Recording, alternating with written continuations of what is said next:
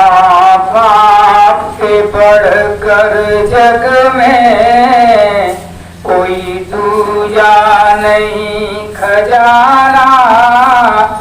जिसने तुझे जन्म दिया रे दिल उनका नहीं दुखाना।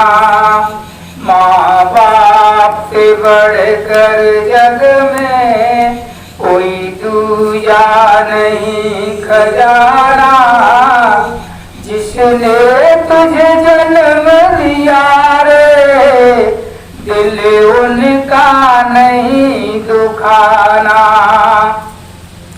पहले तो माने तुझको 9 महीने पेट में ढोया, सीने का दूध पिलाया, जब जब बंदे तू रोया।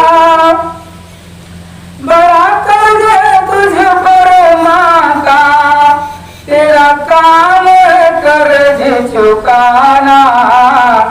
जिसने तुझे जन्म दिया रे दिल उनका नहीं दुखाना। माँ बाप से बढ़कर जग में कोई दूजा नहीं खजाना। जिसने तुझे जन्म दिया रे दिल उनका नहीं दुखाना।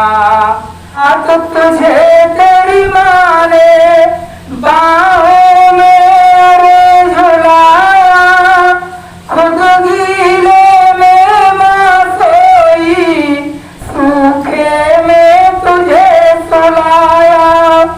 तू कोई भी दुख देकर ना माँ को कभी रुलाना। जिसने तुझे जन्म दिया रे दिल उनका नहीं दुखाना। माँ बाप से बढ़कर जग में कोई दूजा नहीं खजाना। जिसने तुझे जन्म दिया रे दिल उनका नहीं दुखाना। माँ बाप की चरणों से बढ़कर कोई गुरु नहीं है दूजा। सब छोड़ के तीर्थ बंदे कर ले माँ बाप की पूजा। इस जन्म मरण से तुझको अब करे मुक्ति पाना। जिसने तुझे जन्म दिया रे दिल उनका नहीं दुखाना।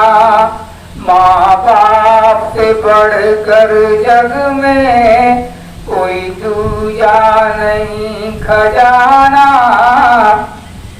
जिसने तुझे जन्म दिया रे दिल उनका नहीं दुखाना। बोलिए सच्चे दरबार की जय। तो देखिए, एक बार जब महाभारत का युद्ध हुआ तो महाभारत के युद्ध में धर्म की विजय हुई, सत्य की विजय हुई और अधर्म का विनाश हो गया। तो देखिए, जब पांडव और कौरवों में युद्ध हुआ महाभारत के युद्ध में, तो पांडवों की विजय हुई क्योंकि वो सत्य के मार्ग पर, धर्म के मार्ग पर चलते थे और कौरवों का विनाश हो गया। तो धृष्टराज अंधे जो थे उनके पिता, वो जाकर के उन्होंने अपने मंत्री से कहा कि श्री कृष्ण भगवान कहाँ हैं, उनके पास मुझे ले चलो।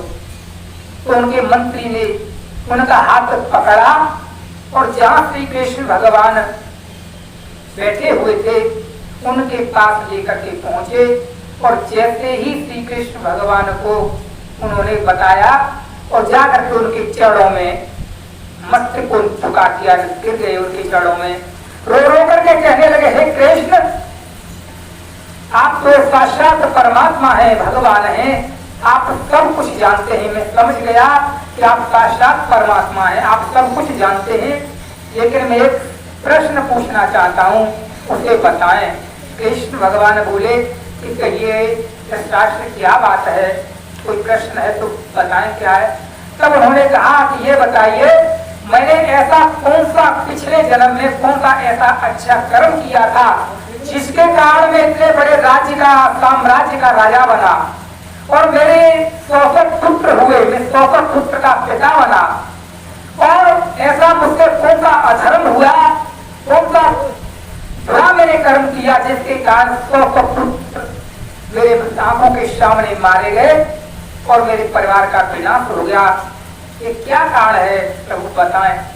तब श्री कृष्ण भगवान ने कहा, धृतराष्ट्र सुनो, ये कई एक जन्म पुरानी कहानी है, तुम्हारे कई एक जन्म बीत गए। मनुष्य जीव के कितने भी कई एक जन्म का प्रारब्ध होता है, पता नहीं पिछले जन्म में कौन क्या करता है, उसका प्रारब्ध अगले कई एक जन्मों में भोगना पड़ता है। तब उन्होंने बताया कि तुम कई एक जन्म पहले एक राजा थे, बड़े अच्छे मार्ग पर चलते थे, धर्म का काम करते थे, लेकिन खान पीन के बड़े बहुत शौकीन थे। एक बार क्या हुआ कि एक बार राजस्थान में तुम्हारे कई एक मित्र रहते थे, एक तुम्हारा मित्र राजा जो था राजस्थान में रहता था, वहां पर कई वर्षों से बारिश नहीं हुई और उसके पास वो जो राजा था हाथी घोड़ा सभी उसके पास में थे और वो हंस के बच्चों को पालता था, हंस के बच्चों से बड़ा प्रेम करता था और बड़ा उनसे प्यार करता था, 100 हंस के बच्चों को पालता था। तो वहां बारिश नहीं हुई तो उस राजा ने, तुम्हारे मित्र ने किसी के यहाँ पर हाथी और किसी के यहाँ पर घोड़ाओं को पहुंचा दिया, लेकिन सबसे बड़ी मित्रता तुमसे थी। इस वजह से वो हंसों के प्रेम करता था, अपने बच्चों की तरह से वो पालता था, तो तुम पर पूरा विश्वास था। इस वजह से उन हंस के बच्चों को लाया और वो तुम्हारे पास कर गया और कहा कि हे मित्र, मैं अपने पुत्र के समान हंस के बच्चों का पालन पोषण करता हूँ और मैं ये हंस के बच्चों की पालन पोषण के लिए तुमको जिम्मेदारी देता हूँ, इनका ध्यान रखना।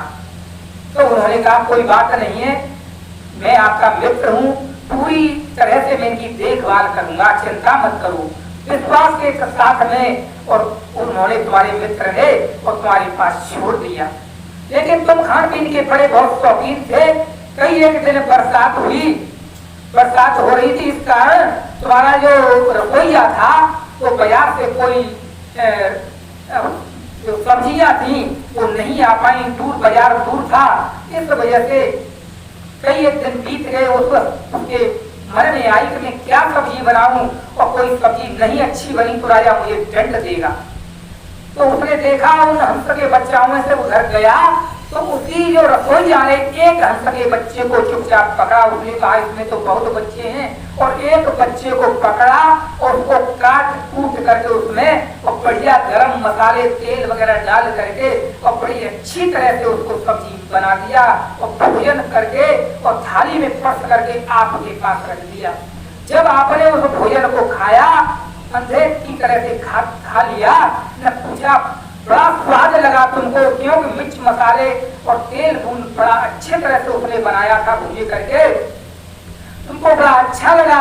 और तुमने क्या किया कि जब अच्छा भोजन बनाया तो अपने गले में सोने की माला परी हुई थी उस रसोईया के गले में डाल दी। भाई आज तुझे बड़ा स्वादिष्ट भोजन बनाया है और मैं तुझे इनाम में सोने की माला देता हूँ। रसोईया ये भूल गया कि मैंने क्या किया है। उसने सोचा कि शायद राजा को मालूम पड़ गया कि बच्चे को, हंस के बच्चे को काट कर खिलाया, बड़ा अच्छा लगा है, तो शायद इनका इशारा है, मुझे सोने की माला भी पहनाई है गले में, तो शायद। तो उसने क्या किया, वो समझा, उसके मन में विचार आया कि यही शायद प्रत्येक दिन इसे खिला। अब उसमें से रोजाना एक हंस के बच्चे को पकड़े और काट कूट के बढ़िया अच्छी तरह से प्रत्येक दिन उसी तरह से खिलाता रहा। जब 100 हंस के बच्चे खिला दिए, उसके बाद में जब राजस्थान में वहां पर बरसात हुई तो चारों तरफ से उसने मित्र ने, तो कहीं से हाथी और कहीं घोड़ा थे, उनको सब जगह से उसने मंगा लिया जब लास्ट में जब बाद में उधर आया कि हे मित्र, अब हमारे यहाँ पर बरसात हो गई, अब हमारे को हम सके बच्चों को दो।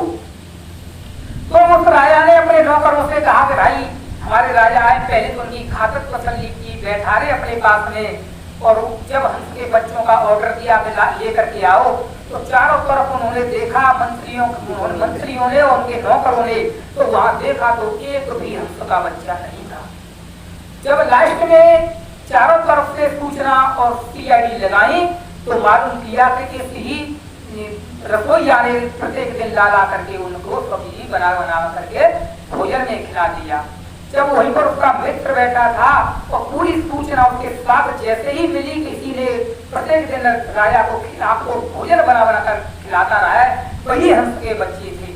तो ये बात उस राजा मित्र ने सुनी तो वो खबर आ गया कि ये क्या किया, एक होता दो होता, लेकिन 100 बच्चे खिला दिए।